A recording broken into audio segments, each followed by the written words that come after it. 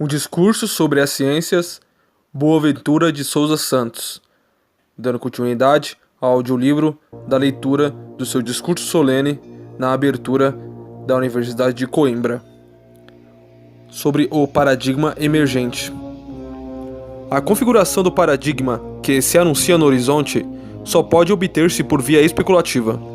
Uma especulação fundada nos sinais que a crise do paradigma atual emite, mas nunca por eles determinada.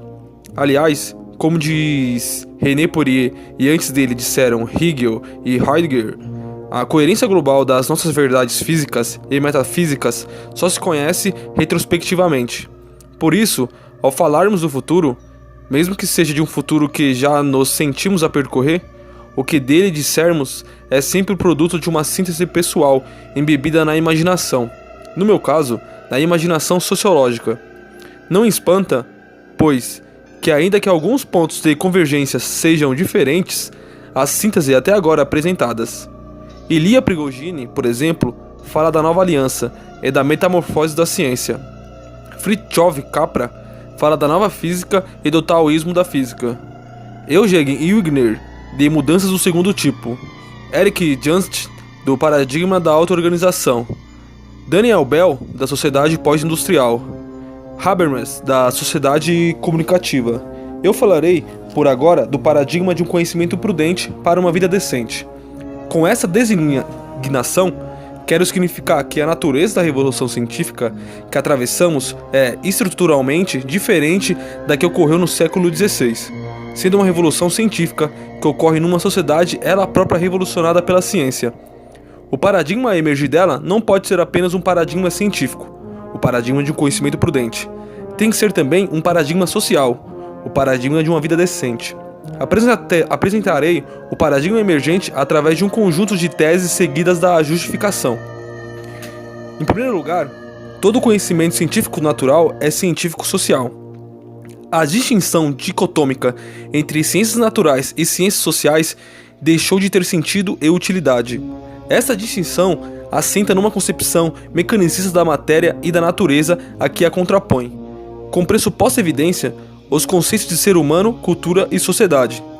Os avanços recentes da física e da biologia põem em causa a distinção entre o orgânico e o inorgânico, entre seres vivos e matéria inerte, e mesmo entre o humano e o não humano.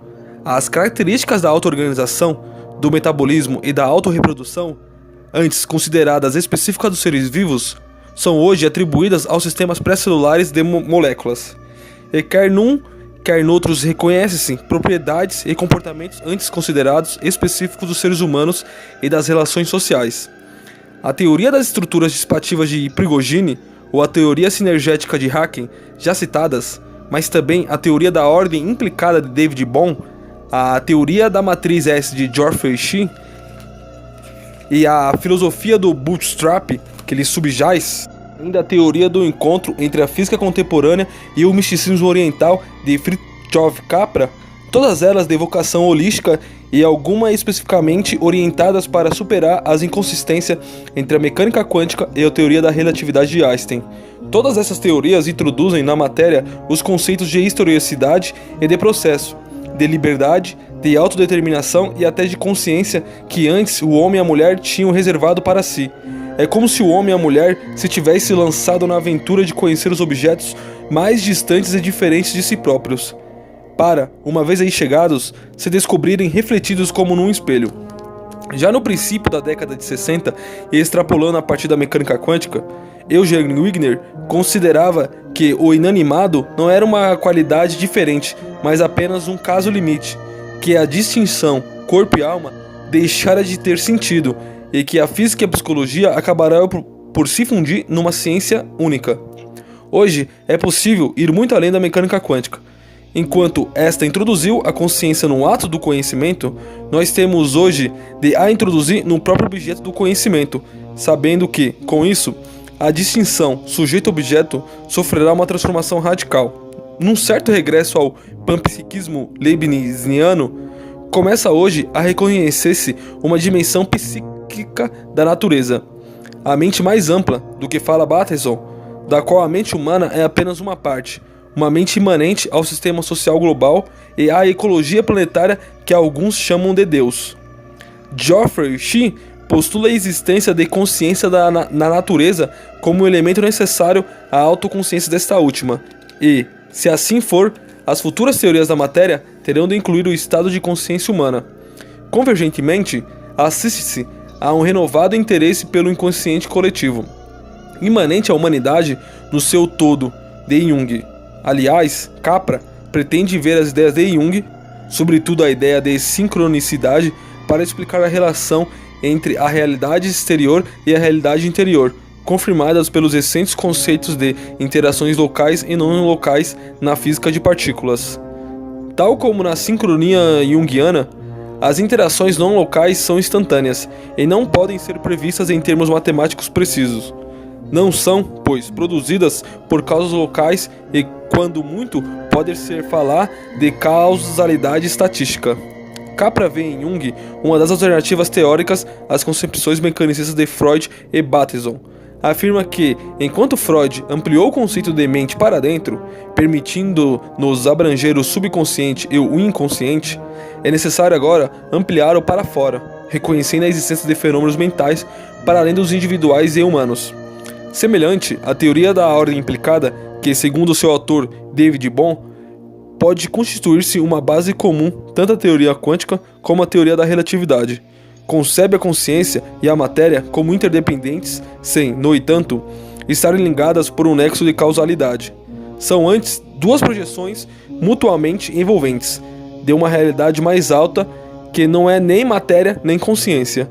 O conhecimento do paradigma emergente tende assim a ser o conhecimento não dualista, um conhecimento que se funda na superação das distinções tão familiares e óbvias que até há pouco considerávamos insubstituíveis, tais como natureza, cultura, natureza artificial, vivo, inanimado, mente, matéria, observador, observado, subjetivo, objetivo, coletivo, individual, animal, pessoa.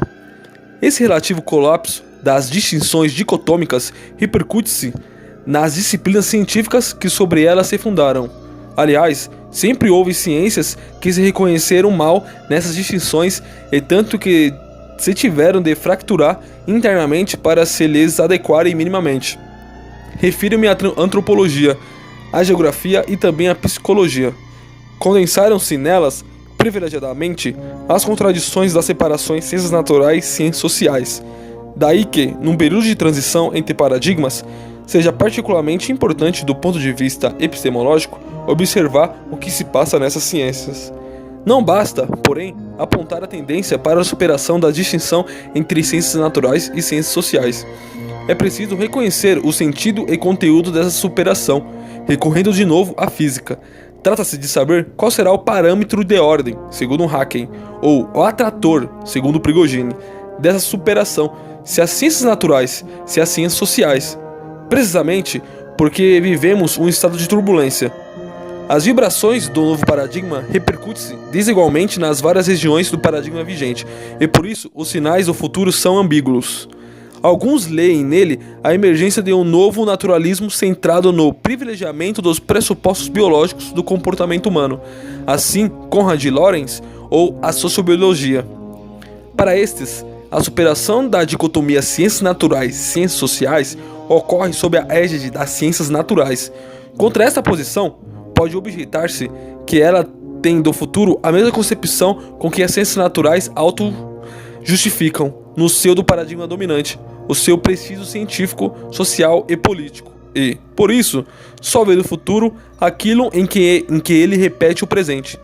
Se, pelo contrário, numa reflexão mais aprofundada, atentarmos no conteúdo teórico das ciências que mais tem progredido no conhecimento da matéria, verificamos que a emergente inteligibilidade da natureza é presidida por conceitos, teorias, metáforas e analogias das ciências sociais. Para não irmos mais longe, quer a teoria das estruturas dissipativas de Prigogine, quer a teoria sinergética de Haken, explicam o comportamento das partículas através dos conceitos de revolução social, violência, escravatura, dominação, democracia nuclear, todos eles originários das ciências sociais, da sociologia, da ciência política, da história, etc. O mesmo sucede ainda no campo da física teórica, com as teorias de Capra sobre a relação entre física e psicanálise, os padrões da matéria e os padrões da mente concebidos como reflexo um dos outros. Apesar de essas teorias diluírem as fronteiras entre os objetos da física e os objetos da biologia, foi sem dúvida no domínio desta última que os modelos explicativos das ciências sociais mais se enraizaram nas décadas recentes. Os conceitos de teleomorfismo, autopoiesis, auto-organização, potencialidade organizada, originalidade, individualidade, historicidade atribuem à natureza um comportamento humano. Lovelock, em livro recente sobre as ciências da vida, afirma que os nossos corpos são constituídos por cooperativas de células, que os modelos explicativos das ciências sociais vêm subjazendo ao desenvolvimento das ciências naturais nas últimas décadas, provas, além do mais, pela facilidade com que as teorias físicos naturais, uma vez formuladas no seu domínio específico, se aplicam ou aspiram a aplicar-se no domínio social. Assim, por exemplo, Peter Allen, um dos mais estreitos colaboradores de Prigogine, tem vindo a aplicar a teoria das estruturas dissipativas aos processos econômicos e à evolução das cidades e das regiões. E Haken salienta as potencialidades da sinergética para explicar situações revolucionárias na sociedade. É como se o dito de Durkheim se tivesse invertido, e em vez de serem os fenômenos sociais a serem estudados como se fossem fenômenos naturais, serem os fenômenos naturais estudados como se fossem fenômenos sociais. O fato da superação da dicotomia ciências naturais, ciências sociais, ocorrer sob a égide das ciências sociais não é, contudo, suficiente para caracterizar o modelo de conhecimento no paradigma emergente. É que, como se disse atrás, as próprias ciências sociais constituíram-se no século XIX segundo os modelos de racionalidade das ciências naturais clássicas e, assim, a égide das ciências sociais, afirmada sem mais, pode revelar-se ilusória. Referi, contudo, que a constituição das ciências sociais teve lugar segundo duas vertentes, uma mais diretamente vinculada à epistemologia e à metodologia positivista das ciências naturais e outra de vocação antipositivista, caldeada numa tradição filosófica complexa, fenomenológica, interacionista, mito-simbólica, hermenêutica, existencialista, pragmática, reivindicando a especificidade do estudo da sociedade, mas tendo de, para isso, pressupor uma concepção mecanicista da natureza. A pujança dessa segunda vertente nas duas últimas décadas é indicativa de ser ela o modelo de ciências sociais que, numa época de revolução científica, transporta a marca pós-moderna do paradigma emergente.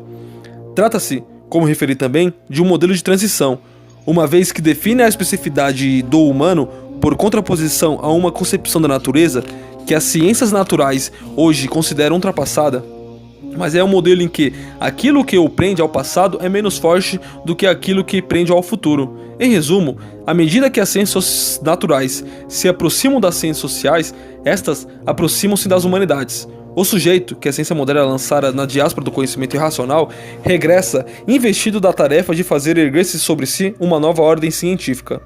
Que este é o sentido global da revolução científica que vivemos.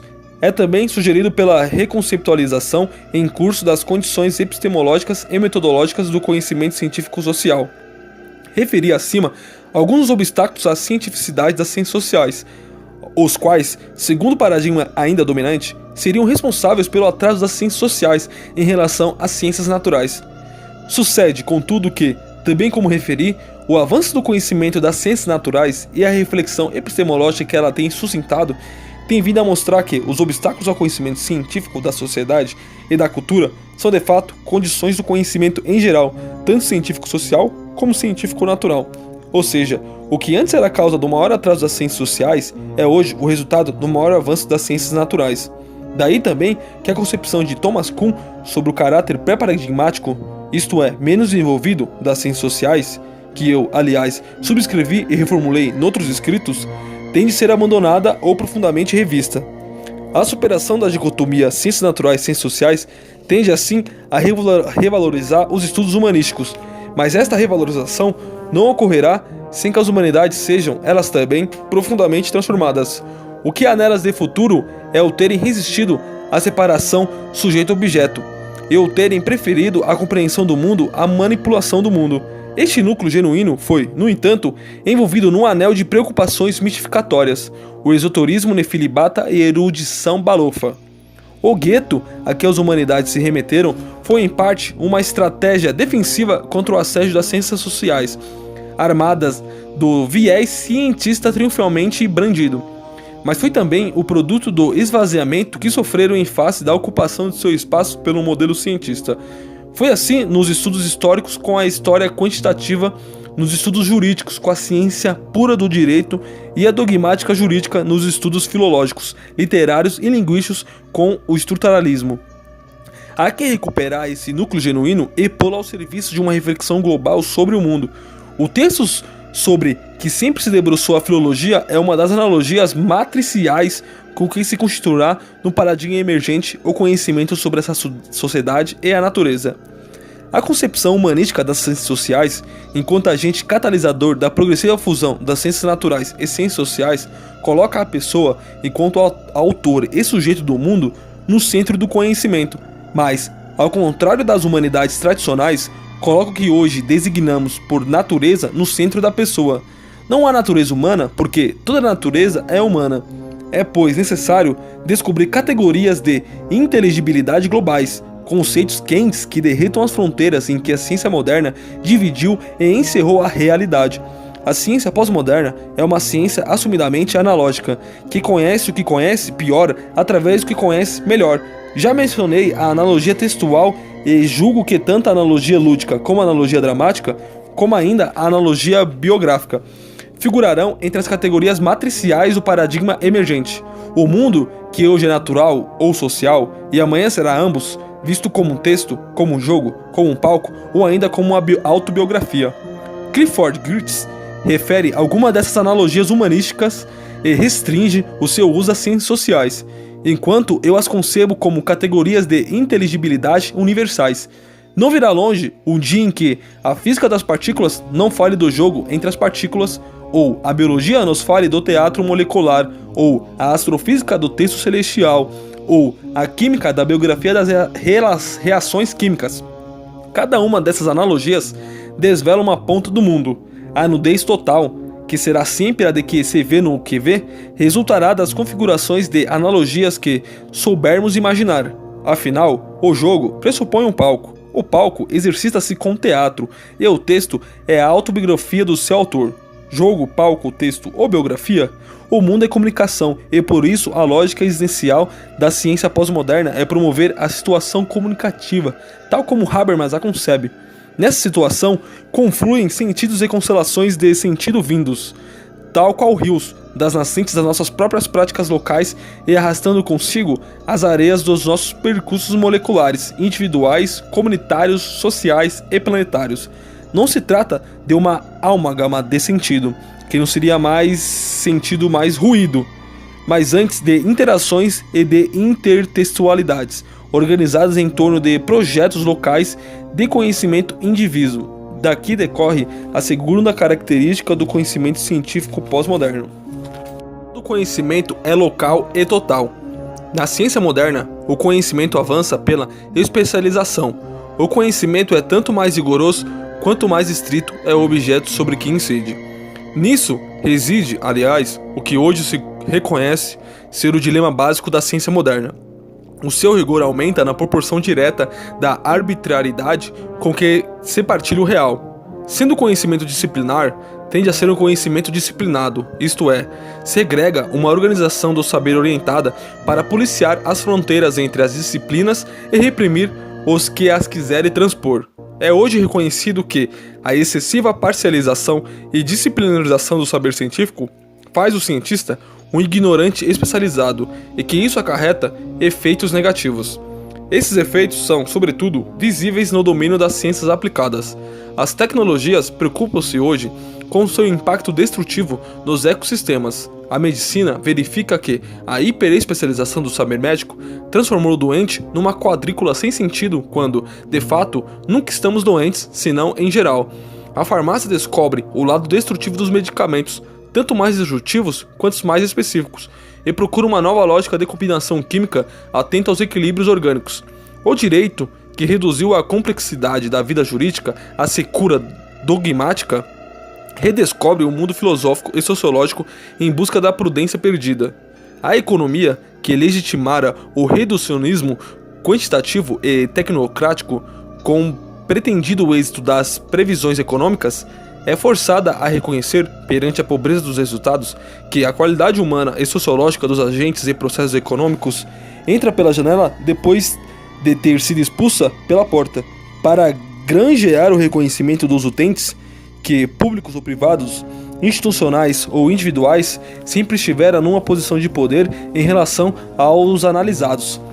A psicologia aplicada privilegiou instrumentos expedidos e facilmente manuseáveis, como sejam os testes que reduziram a riqueza da personalidade às exigências funcionais de instituições unidimensionais. Os males dessa parcialização do conhecimento e do reducionismo arbitrário que transporta consigo são hoje reconhecidos, mas as medidas propostas para corrigir acabam em geral por os reproduzir sobre outra forma. Criam-se novas disciplinas para resolver os problemas produzidos pelas antigas, e por essa via reproduz-se o mesmo modelo de cientificidade. Apenas para dar um exemplo, o médico generalista, cuja ressurreição visou compensar a hiperespecialização médica, corre o risco de ser convertido num especialista ao lado dos demais. Esse efeito perverso revela que não há solução para esse problema no seio do paradigma dominante, e precisamente porque este último é que constitui o verdadeiro problema de que decorrem todos os outros. No paradigma emergente, o conhecimento é total. Tem como horizonte a totalidade universal do que fala Wigner, ou a totalidade indivisa do que fala Bohm.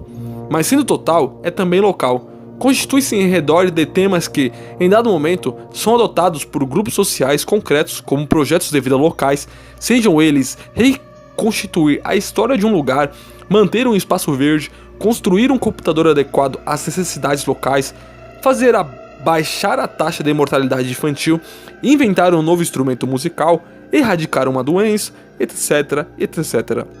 A fragmentação pós-moderna não é disciplinar, e sim temática. Os temas são galerias por onde os conhecimentos progridem ao encontro uns dos outros. Ao contrário do que sucede no paradigma atual, o conhecimento avança à medida que seu objeto se amplia. Ampliação que, como a da árvore, procede pela diferenciação e pelo alastramento das raízes em busca de novas e mais variadas interfaces. Mas, sendo local, o conhecimento pós-moderno é também total, porque reconstitui os projetos cognitivos locais, salientando-lhes a sua exemplaridade, e por essa via transforma-os em pensamento total e ilustrado.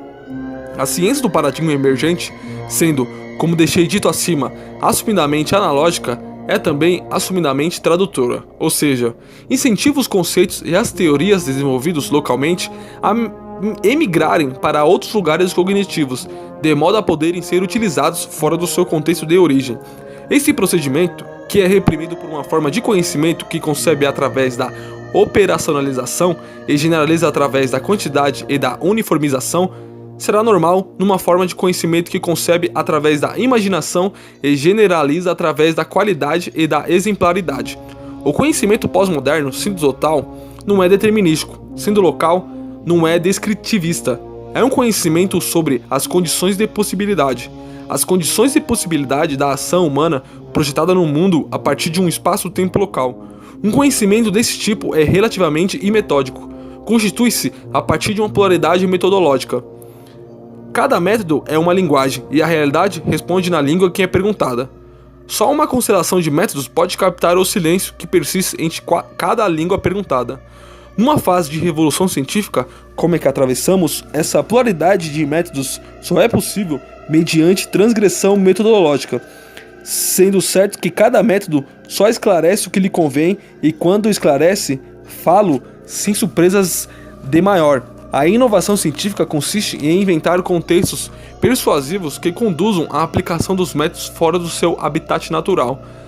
Dado que a aproximação entre ciências naturais e ciências sociais se fará no sentido dessas últimas, caberá especular se é possível, por exemplo, fazer a análise filológica de um traçado urbano, entrevistar um pássaro ou fazer observação participante entre computadores. A transgressão metodológica repercute-se nos estilos e gêneros literários que presidem a escrita científica. A ciência pós-moderna não segue um estilo unidimensional, facilmente identificável. O seu estilo é uma configuração de estilos construída segundo o critério e a imaginação pessoal do cientista. A tolerância discursiva é outro lado da pluralidade metodológica. Na fase de transição em que nos encontramos, são já visíveis fortes sinais deste processo de fusão de estilos, de interpenetração entre cânones da escrita. Clifford Geertz estuda o fenômeno das ciências sociais e apresenta alguns exemplos. Investigação filosófica aparecendo crítica literária no estudo de Sartre sobre Flaubert. Fantasias barrocas sob a forma de observações empíricas, a obra de Jorge Luis Borges. Parábolas apresentadas como investigações etnográficas, Carlos Castaneda. Estudos epistemológicos sob a forma de textos políticos, a obra de Eingeist Method, de Paul Farmer. E como Geertz, podemos perguntar se Foucault é historiador, filósofo, sociólogo ou cientista político. A composição transdisciplinar e individualizada para que esses exemplos apontam sugere um movimento no sentido de maior personalização do trabalho científico. Isso conduz à terceira característica do conhecimento científico no paradigma emergente. Todo conhecimento é autoconhecimento. A ciência moderna consagrou o homem enquanto sujeito epistêmico, mas expulsou-o, tal como a Deus, enquanto sujeito empírico. Um conhecimento objetivo, factual e rigoroso não tolerava a interferência dos valores humanos ou religiosos. Foi nessa base que se construiu a distinção dicotômica sujeito-objeto. No entanto, a distinção sujeito-objeto nunca foi tão pacífica nas ciências sociais quanto nas ciências naturais, e a isso mesmo se atribui, como disse, uma hora atrás das primeiras em relação às segundas. Afinal, os objetos de estudo eram homens e mulheres, como aqueles que os estudavam. A distinção epistemológica entre sujeito e objeto teve de se articular metodologicamente com a distância empírica entre sujeito e objeto. Isto mesmo se torna evidente se compararmos as estratégias metodológicas da antropologia cultural e social, por um lado, e da sociologia, por outro. Na antropologia, a distância empírica entre o sujeito e o objeto era enorme. O sujeito era o antropólogo, o europeu civilizado. O objeto era o povo primitivo ou selvagem. Neste caso, a distinção sujeito-objeto aceitou ou mesmo exigiu que a distância fosse relativamente encurtada através do uso de metodologias que obrigavam a uma maior intimidade com o objeto, ou seja, o trabalho de campo etnográfico, a observação participante. Na sociologia, ao contrário, era pequena ou mesmo nula a distância empírica entre o sujeito e o objeto. Eram cientistas europeus a estudar os seus concidadãos. Neste caso, a distinção epistemológica obrigou a que essa distância fosse aumentada através do uso de metodologias de distanciamento. Por exemplo, o inquérito sociológico, a análise documental e a entrevista estruturada. A antropologia, entre a descolonização do pós-guerra e a guerra do Vietnã, e a sociologia, a partir do final dos anos 60, foram levadas a questionar este status quo metodológico, as noções de distância social em que ele se assentava. De repente, os selvagens foram vistos dentro de nós, nas nossas sociedades, e a sociologia passou a utilizar com mais intensidade métodos anteriormente quase monopolizados pela antropologia, a observação participante. Ao mesmo tempo que nessas últimas os objetos passavam a ser concidadãos, membros de pleno direito da Organização das Nações Unidas, e tinham de ser estudados segundo os métodos sociológicos, as vibrações desses movimentos na distinção sujeito-objeto nas ciências sociais vieram a explodir no período pós-estruturalista. No domínio das ciências físicas naturais, o regresso do sujeito fora já anunciado pela mecânica quântica ao demonstrar que o ato de conhecimento e o produto de conhecimento eram inseparáveis. Os avanços da microfísica, da astrofísica e da microbiologia das últimas décadas restituíram à natureza as propriedades de que a ciência moderna a expropriara. O aprofundamento do conhecimento conduzido, segundo a matriz materialista, veio a desembocar no conhecimento idealista. A nova dignidade da natureza mais consolidou quando se verificou que o desenvolvimento tecnológico desordenado nos tinha separado da natureza em vez de nos unir a ela, e que a exploração da natureza tinha sido o veículo da exploração do homem. O desconforto que a distinção sujeito-objeto sempre tinha provocado nas ciências sociais propagava-se assim às ciências naturais. O sujeito regressava na veste do objeto. Aliás, conceitos de mente imanente, mente mais ampla e mente coletiva de Bateson e outros constituem notícias dispersas de que o outro foragido da ciência moderna, Deus, pode estar em vias de regressar. Regressará transfigurado, sem nada de divino, senão o nosso desejo de harmonia e comunhão com tudo o que nos rodeia e que vemos agora é o mais íntimo de nós. Uma nova gnose está em gestação. Parafraseando Clausewitz, podemos afirmar hoje que o objeto é a continuação do sujeito por outros meios. Por isso, todo conhecimento científico é autoconhecimento. A ciência não descobre, cria, e o ato criativo, protagonizado por cada cientista e pela comunidade científica no seu conjunto, tem de se conhecer intimamente antes que conheça os que com ele se conheça do real. Os pressupostos metafísicos, os sistemas de crença, os juízos de valor não estão antes nem depois da explicação científica da natureza ou da sociedade. São parte integrante dessa mesma explicação. A ciência moderna não é a única explicação possível da realidade, e não há sequer qualquer razão científica para considerar melhor que as explicações alternativas da metafísica, da astrologia, da religião, da arte ou da poesia. A razão por que privilegiamos hoje uma forma de conhecimento assente na previsão e no controle dos fenômenos nada tem de científico. É um juízo de valor. A explicação científica dos fenômenos é a autojustificação da ciência, enquanto fenômeno central da nossa contemporaneidade. A ciência é, assim, autobiográfica. A consagração da ciência moderna, nesses últimos 400 anos, naturalizou a explicação do real a ponto de não o podermos conceber senão nos termos por ela propostos. Sem as categorias de espaço, tempo, matéria e número, as metáforas cardeais da física moderna, segundo Roger Jones, sentimos-nos incapazes de pensar, mesmo sendo já hoje capazes de as pensarmos como categorias convencionais, arbitrárias, metafóricas.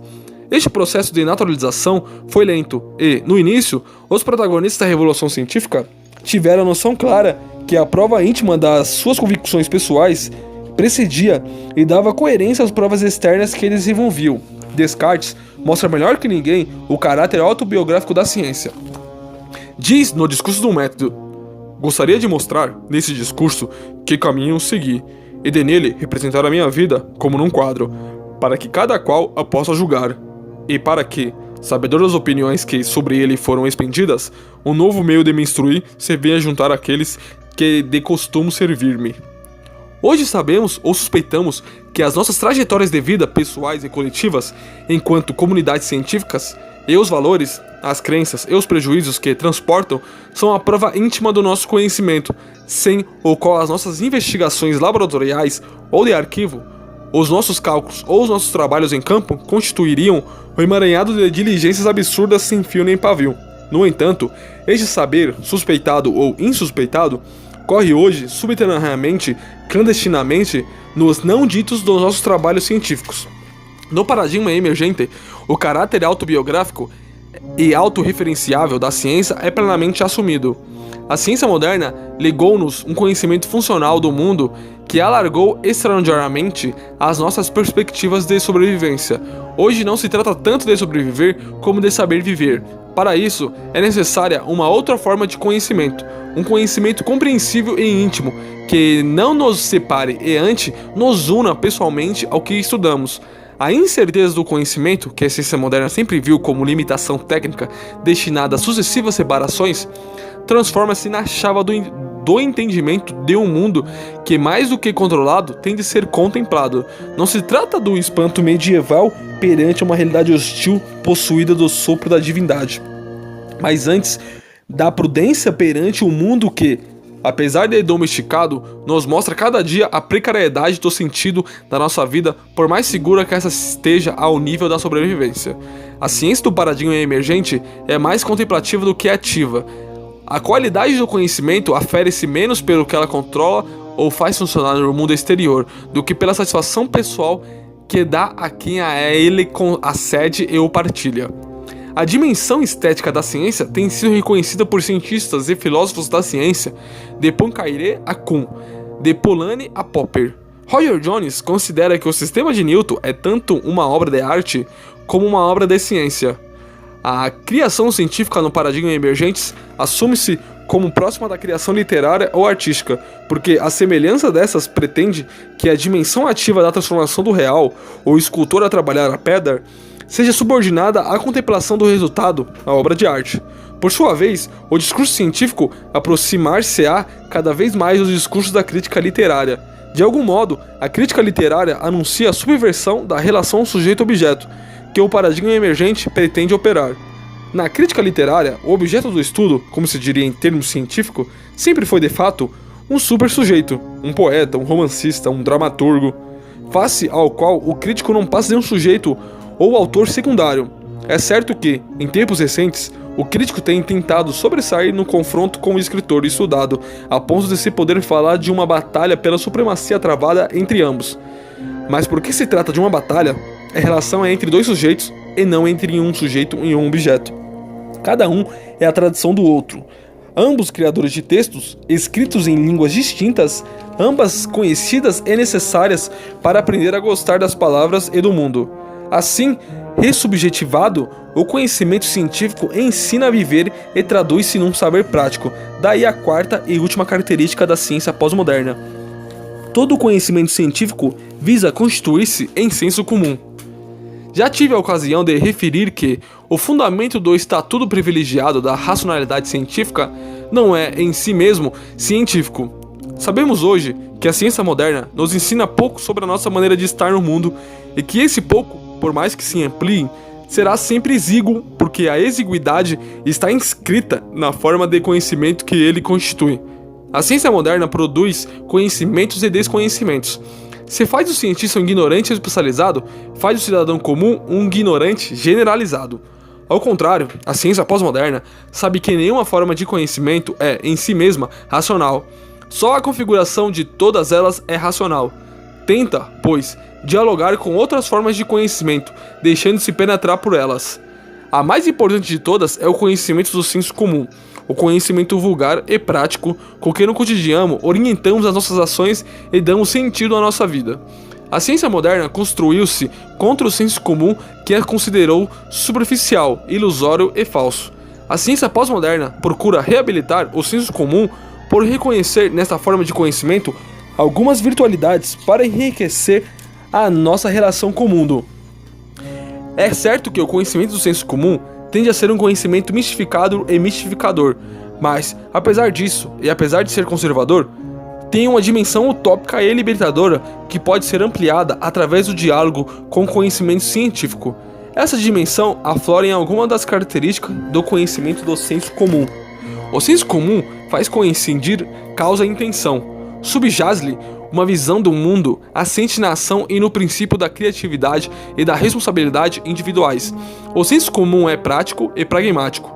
Reproduz-se colado às trajetórias e às experiências de vida de um dado grupo social e nessa correspondência se afirma fiável e securizante. O senso comum é transparente e evidente. Desconfia da opacidade dos objetivos tecnológicos e do esoterismo do conhecimento em nome do princípio da igualdade do acesso ao discurso. A competência cognitiva é a competência linguística. O senso comum é superficial porque desdenha das estruturas que estão para além da consciência, mas por isso mesmo é exímio em captar a profundidade horizontal das relações conscientes entre pessoas e coisas. O senso comum é indisciplinar e imetódico. Não resulta de uma prática especificamente orientada para o produzir. Reproduz-se espontaneamente no suceder cotidiano da vida. O senso comum aceita o que existe tal como existe. Privilegia a ação que não produza rupturas significativas no real. Por último, o senso comum é retórico e metafórico. Não ensina, persuade. À luz do que ficou dito atrás sobre o paradigma emergente, essa característica do senso comum tem uma virtude antecipatória. Deixando a si mesmo, o senso comum é conservador e pode legitimar prepotências, mas, interpenetrado pelo conhecimento científico, pode estar na origem de uma nova racionalidade, uma racionalidade feita de racionalidades. Para que esta configuração de conhecimento ocorra, é necessário inverter a ruptura epistemológica. Na ciência moderna, a ruptura epistemológica simboliza o salto qualitativo do conhecimento do senso comum para o conhecimento científico. Na ciência pós-moderna, o salto mais importante é o que é dado do conhecimento científico para o conhecimento do senso comum. O conhecimento científico pós-moderno só se realiza, enquanto tal, na medida em que se converte em senso comum. Só assim será uma ciência clara que cumpre a sentença de Wissingen. Tudo o que se deixa de dizer claramente. Só assim terá uma ciência transparente que faz justiça ao desejo de Nietzsche, ao dizer que Todo o comércio entre os homens visa que cada um possa ler na alma do outro, e a língua comum é a expressão sonora dessa alma comum. A ciência pós-moderna, ao senso comunizar-se, não despreza o conhecimento que produz tecnologia, mas entende que, tal como o conhecimento se deve traduzir-se em autoconhecimento, o desenvolvimento tecnológico deve traduzir-se em sabedoria devida. É esta que assinala os marcos da prudência à nossa aventura científica. A prudência é a insegurança assumida e controlada. Tal como Descartes, no limiar da ciência moderna, exerceu a dúvida em vez de a sofrer. Nós, no limiar da ciência pós-moderna, devemos exercer a insegurança em vez de a sofrer. Na fase de transição e de revolução científica, essa insegurança resulta ainda do fato de a nossa reflexão epistemológica ser muito mais avançada e sofisticada que a nossa prática científica. Nenhum de nós pode, neste momento, visualizar projetos concretos de investigação que correspondam inteiramente ao paradigma emergente que aqui delineei. E isso é assim precisamente por estarmos numa fase de transição. Duvidamos suficientemente do passado para imaginarmos o futuro, mas vivemos demasiadamente o presente para podermos realizar nele o futuro. Estamos divididos, fragmentados. Sabemos-nos a caminho, mas não exatamente onde estamos na jornada. A condição epistemológica da ciência repercute-se na condição existencial dos cientistas. Afinal, se todo conhecimento é autoconhecimento, também todo desconhecimento é autodesconhecimento. Bom, chega ao fim o paradigma emergente e as 4 hipóteses levantadas pelo autor, sendo esse paradigma emergente especulativo, como foi dito durante toda a obra. Então, a gente, de síntese da obra escrita por Boaventura, podemos sintetizar que a ciência, a filosofia e a arte, ela pode se resumir em uma palavra: política. Então, para a mudança do paradigma dominante que a gente tem para um paradigma emergente, é necessário agir politicamente. Só que essa mudança não parte da ciência moderna, mas parte com a educação. Então, com complementação do discurso sobre as ciências, tem a obra do Vygotsky e a obra do Paulo Freire, que é A Pedagogia do Oprimido. É isso.